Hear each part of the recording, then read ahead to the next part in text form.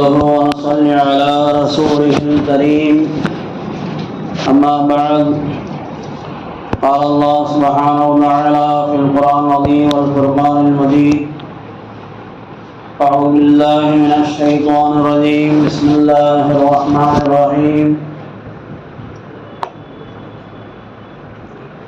ولا تكونوا كالذين نسوا الله فأنساهم أنفسهم أولئك هم الفاسقون قال نبينا صلى الله عليه وسلم من نسي صلاة أو نام عنها فكفارتها يصليها إذا ذكرها لا كفارة لها إلا ذلك أو كما قال عليه الصلاة والسلام. அளவற்ற அல்லாஹ்வும் நிகரற்ற அன்புடையனுமாகிய எல்லாம் வல்ல அல்லாஹ் சுப்ஹானஹு வ தஆலாவின் திருநாமம் போற்றி எனது உரையை ஆரம்பம் செய்கின்றேன். சலாமும் ஸலவாத்துகளும் ஏருலக சர்தார் நபிகள் பெருமானார் ஸல்லல்லாஹு அலைஹி வஸல்லம் அன்னவர்கள் மீதும் அவர்களை பின்பற்றிய உத்தம சத்திய சஹாபாக்கள், தாபீன்கள், தபஅத் தாபீன்கள், உலகத்தின் முன்னாள் நல்லோர்கள், குறிப்பாக நம் அனைவர்கள் மீதும் அல்லாஹ்வுடைய சாந்தியும் சமாதானம் என்றென்றும் உண்டாகட்டுமாக. அல்லாஹ்வுடைய அருளையும் அன்பையும் தெரிவித்திருக்கின்ற அன்பார்ந்த பெரியவர்களே, சகோதரர்களே, உங்கள் அனைவருக்கும் எனது காணிக்கையான சலாமினை தெரிவித்துக் கொள்கின்றேன். அஸ்ஸலாமு அலைக்கும் வரஹ்மத்துல்லாஹி வபரகாத்துஹு.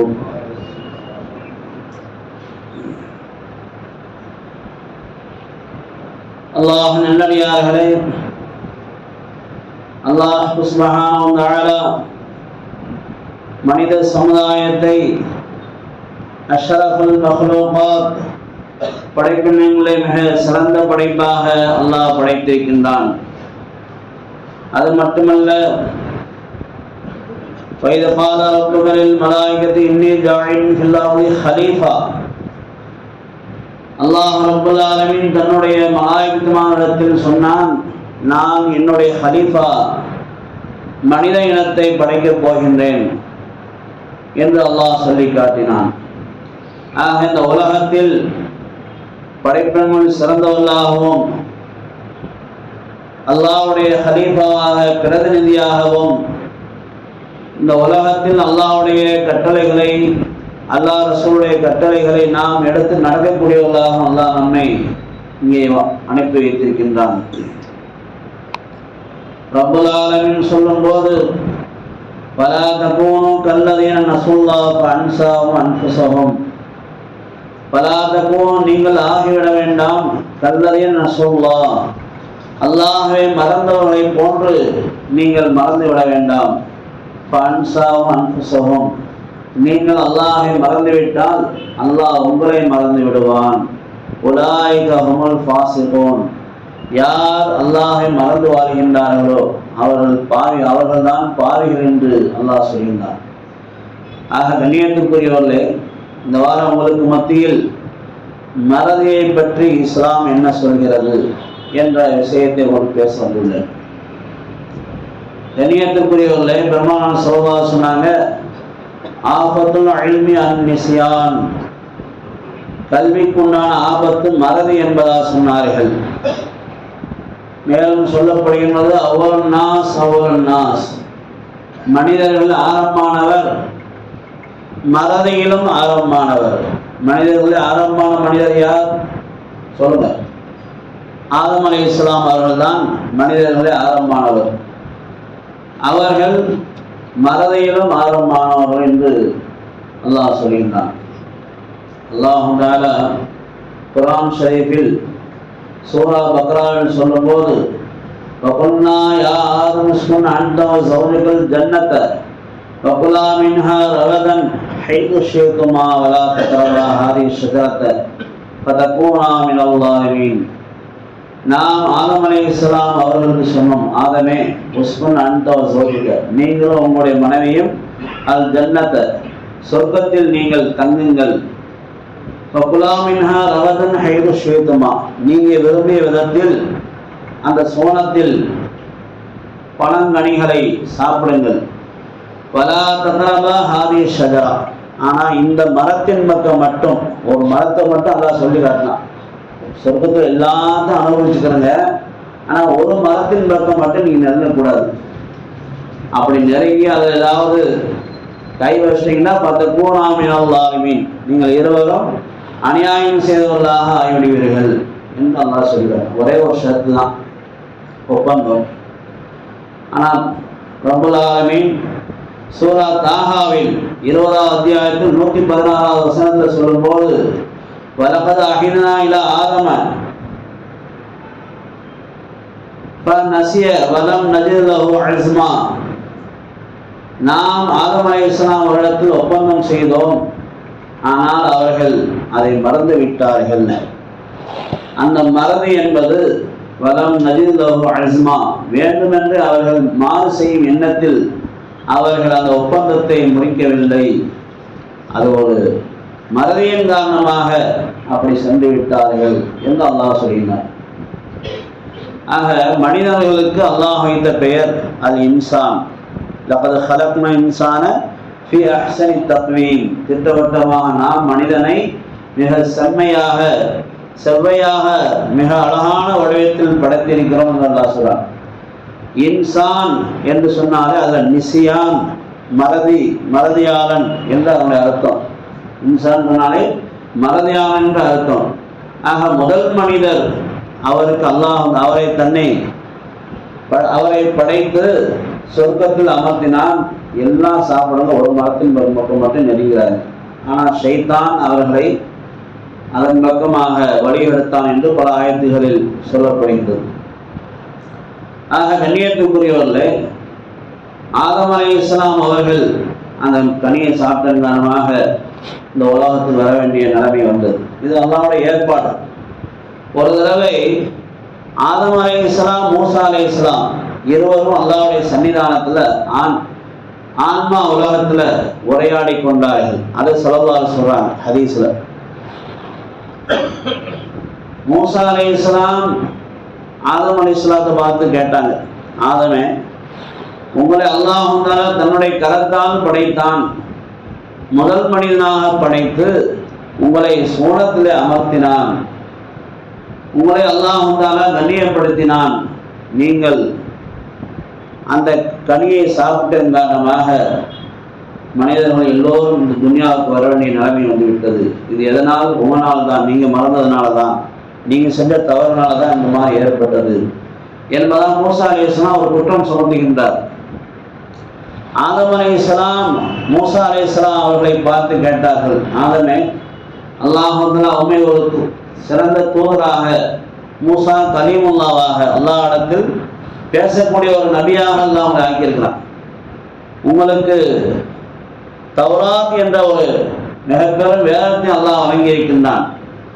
அந்த வேதத்தில் என்னை பற்றி என்ன சொல்லப்பட்டுள்ளது என்பதாக ஆதம் அலைஹிஸ்ஸலாம் கேட்குறாங்க.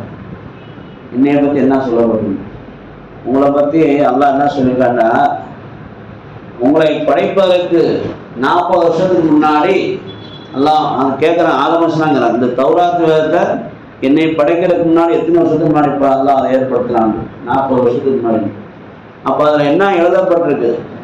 இப்போ மூசா அலைஹிஸ்ஸலாம் சொன்னாங்க, இந்த மாதிரி ஆதம் ஹவ்வா இருவரும் அந்த கனியை சாப்பிட்டு அவர்கள் துன்யாவுக்கு வர வேண்டிய நிலைமை இருக்கிறது என்று அது எழுதப்பட்டிருக்கு. இப்போ ஆதம் அலைஹிஸ்ஸலாம் சொன்னாங்களாம், அல்லாஹ் எழுதியதான் நான் செய்தேன் தவிர அல்லாஹ் எழுதாத ஒன்றை நான் செய்யவில்லை என்று சொல்லி நபி ஸல்லல்லாஹு அலைஹி வஸல்லம் இந்த வாக்குவாதத்தில் ஹஸரத் மூசா அலைஹிஸ்ஸலாம் ஆதம் அலைஹிஸ்ஸலாம் இருவரும் உரையாடி கொண்டதில் மூசா அலைஹிஸ்ஸலாம் அவர்களை ஆதம் அலைஹிஸ்ஸலாம் அவர்கள் வென்று விட்டார்கள், ஜெயித்து விட்டார்கள் என்று பெருமானார் ஸல்லல்லாஹு அலைஹி வஸல்லம்.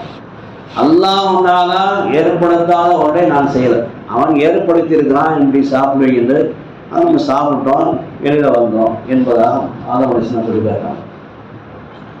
ஆக கண்ணியத்திற்குரியவர்களே, ஹஸரத் ஆதம் அலைஹிஸ்ஸலாம் அவர்களை அல்லாஹ் ரப்பல் ஆலமீன் முதல்ல அவர்களைத்தான் படைத்தான். அவர்களை படைத்து அவருடைய அல்லாஹ்வுடைய தன்னுடைய ரூஹை அவருடைய உடம்புல ஊதுறான். ஊதும் போது அவங்களுடைய அந்த ரூஹாகப்பட்டது தலையிலிருந்து மூக்குக்கு வரும்போது ஒரு தும்மல் விடுறாங்க. தும்மல் விடும்போது அல்லாஹ் சொல்லி அவங்களுக்கு ஞாபகப்படுத்த அல்ஹம்துலில்லாஹ் சொல்லணும். தும்மல் இருந்தால் அல்ஹம்துலில்லாஹ் சொல்லணும் என்பதாக அவங்க அல்ஹம்துலில்லாஹ் சொல்றாங்க. அதற்கு பதிலாக அல்லாஹ் தஆலா யர்ஹம்கல்லாஹ் என்று பதில் சொல்றான். பிறகு உடல் முழுவதும் அந்த ரூஹ் பரவிய பிறகு அல்லாஹ் சொன்னான், அந்த இடத்துல மலக்குமாரெல்லாம் உட்கார்ந்துருக்கிறாங்க, அவங்களுக்கு போய் சலாம் சொல்லுங்கள், அஸ்ஸலாமு அலைக்கும் சொல்லுங்க, அவங்க சலாம் சொல்லணும். அவங்க போய் சலாம் சொன்னாங்க. அவங்க வஅலைக்கும் ஸலாம் வரஹ்மத்துல்லாஹி வபரகாத்துஹு பதில் சொன்னாங்க. அல்லாஹ் சொன்னான், இந்த சலாம் தான் உங்களுக்கும் உங்களுடைய சந்ததிகளுக்கும் வாழ்த்துக்களாக இருக்கிறது, முகமனாக இருக்கிறது. நீங்கள் யாரை சந்தித்தாலும் சலாம் சொல்ல வேண்டும் என்று அல்லாஹ் அங்கே பாடம் கற்றுக் கொடுக்கிறான். ஆக ஆதம் அலைஹிஸ்ஸலாம் அவர்கள் ரூஹ் ஊதப்பட்டவுடன் அவங்க வாயிலிருந்து வந்த முதல் வார்த்தை அல்ஹம்துலில்லாஹ். தும்மலம்னா அல்ஹம்துலில்லாஹ் சொன்னோம். அந்த செயலைத்தான், தும்மல் தான் முதல் செயல். அவங்க சொன்ன முதல் வார்த்தை அல்ஹம்துலில்லாஹ். பிறகு அவர்கள் ஒரு மனிதர் இன்னொரு மனிதரை சந்திக்கும் போது கற்றுக் கொடுக்கப்பட்ட வார்த்தை அஸ்ஸலாமு அலைக்கும். நாமும் ஒருவரை சந்திக்கும் போது சலாம் சொல்லி பழக வேண்டும். அஸ்ஸலாமு இஸ்மும் மின் அஸ்மாஇல்லாஹி தஆலா. சலாம் இருக்கிறதே அது அல்லாஹ்வுடைய 99 பேர்கள், அது ஒரு பேராக இருக்கு. அப்ஷு ஸலாம் பைனக்கும், உங்களுக்கு மத்தியில் சலாத்தை பரப்பிக் கொள்ளும் என்று பெருமானார் ஸல்லல்லாஹு அலைஹி வஸல்லம். ஆக கண்ணியத்துக்குரியவர்களே, ஆதம் அலைஹிஸ்ஸலாம் அவர்களை அல்லாஹ் படைத்து பிறகு அவர்களை சுவனத்தில் இருக்க வைத்தான். பிறகு அவர்களுக்கு எழுதப்பட்ட விதியின் அடிப்படையில் அவர்கள் அந்த கனியை சாப்பிட்ட காரணமாக இந்த உலகத்துக்கு வந்தாங்க.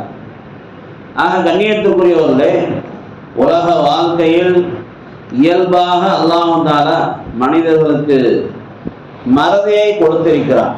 மறதி என்பது அது ஒரு நினைப்பு தான். ஞாபக சக்திக்கு எதிர்மறையானது மறதி. அதை பற்றி ஹஜ்ரத் அலி ரலியல்லாஹு சொன்னாங்க, லிகுல்லி ஷைஇன் ஆஃபத்துன், ஒவ்வொரு வஸ்துவுக்கும் ஒரு ஆபத்து இருக்கிறது. ஆஃபத்துல் இல்மி அன்னிஸ்யான், கல்விக்கு உண்டான ஆபத்து மறதியாக இருக்கிறது. வாஃபத்துல் இபாதத்தி அர்ரியாவு, வணக்கத்தினுடைய ஆபத்து முகஸ்துதியாக இருக்கிறது. நம்ம வணக்கம் செய்யும்போது அல்லாஹ்வுக்காண்டி நம்ம தொழுகணும், அல்லாஹ்வுக்காண்டி தர்மம் செய்யணும், அல்லாஹ்வுக்காண்டி ஹஜ் செய்யணும். எந்த ஒரு நல்ல அமல் செய்தாலும் அதில் முஹ்லிஸ் இஹ்லாஸ் இருக்க வேண்டும். அதில் ரியா இருக்கக்கூடாது. முகஸ்துதியோ பகட்டுக்கோ பெருமைக்கோ பிறருக்கோ இல்லாமல் நம்ம வணங்கணும். அப்படி வணங்கினால் அந்த வணக்கத்தை முகத்தில் தூக்கி எறிவான், பிறகு நரகத்தில் போடப்படுவான். ஆபத்துல் இபாதத்தி அர்ரியாவு, வணக்கத்தினுடைய ஆபத்து முகஸ்துதியாக இருக்கிறது. ஆபத்துல் லுப்பி அல் உஜபு, குட்டி கூர்மையின் ஆபத்து தற்பெருமையாக இருக்கிறது. அல்லாஹ் ஒரு மனிதனுக்கு நல்ல கூர்மையான புத்தியை கொடுத்துருக்கிறான். ஆனால் அந்த புத்தியை எப்படி பயன்படுத்தாமோ அதை பயன்படுத்தாமல் அதை கொண்டு அவர் பெருமை அளித்தால் அதுவே அவருக்கு பெரிய ஆபத்தாயிருக்கும். ஆபத்துல் லர்ஃபி அஸ்ஸலஃபு, நகைச்சுவையின் ஆபத்து சிந்திக்காமல் பேசுவது. ஒருத்தர் நகைச்சுவையாக பேசுறான்னு சொன்னா அங்க சிந்திச்சு என்ன செய்யணும், சிரிப்புன்ற மாதிரி பேசணும்.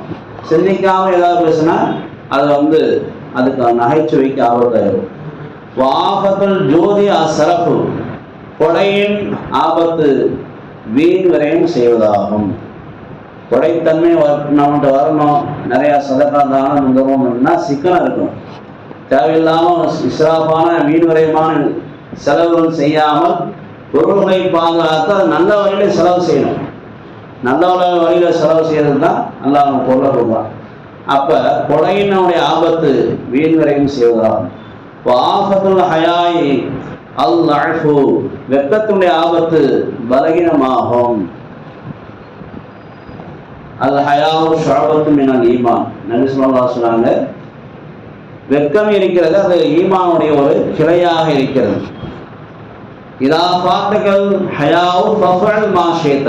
ஒரு மனிதனிடத்தில் வெட்கம் இல்லாமல் போய்விட்டால் அவன் நினைச்சதெல்லாம் செய்வான். அப்போ வெட்கத்தினுடைய ஆபத்து, அவன் பலகீனம், அவன் பலகீனத்தின் காரணமாக அந்த வெட்கத்தை அவன் இழந்து வருகிறான். வீக்னஸ் சொல்லுவான். பொதுவாக ஒரு பொம்பளை பார்த்தா வீக்னஸ், எதை பார்த்தாலும் வீக்னஸ் ஆகிறான்னு சொன்னா பெண்ணா அர்த்தம் வெட்கம் இல்லைன்னு அர்த்தம். வெட்கம் என்பது ஈமானுடைய கிளையாக இருக்கிறது. வாஃபத்துல் ஹில்மி அத்தில்லு, சகிப்புத்தன்மையின் ஆபத்து இழிவாக நடந்து கொள்வதாகும். ஒருத்தர் பொறுமைக்கு மேல பொறுமையாக இருப்பது சகிப்புத்தன்மைங்கிறது. அதுக்கு ஆபத்தை ஏற்படுத்தக்கூடியது இழிவாக நடந்து கொள்வது, அது ஆபத்தை ஏற்படுத்துகிறது. வாஃபத்துல் ஜலதி அல் ஃபஹ்ஷு, வீரத்தின் ஆபத்து ஆபாசமாக பேசுவதாகும். ஆக கண்ணியத்திற்குரியவர்களே, நம்ம வாழ்க்கையில இதெல்லாம் சொல்லப்பட்டது. அதுல குறிப்பாக கல்விக்கு ஆபத்து மறதி என்பதாக.